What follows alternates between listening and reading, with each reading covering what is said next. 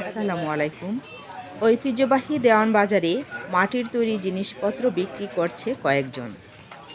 তাদের সঙ্গে আমার কথা হলো। এক সময় মাটির তৈরি জিনিসের খুবই প্রচলন ছিল, ধীরে ধীরে তা কমে যাচ্ছে।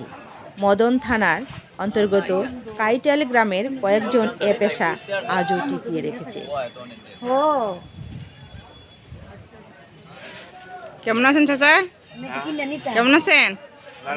বেচা কেনা কেমন চলছে? আপনি কি নিজে তৈরি করেন এগুলা?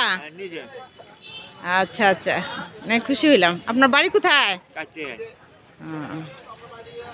আচ্ছা, তো মাঝে মধ্যে কিনি তো আমরা বিভিন্ন প্রয়োজনীয় জিনিসগুলো আপনার কাছ থেকে কিনি। হ্যাঁ, আপনার বাড়ি কোথায়? আজকে কি বেচা কেনা কেমন হয়েছে? মোটামুটি।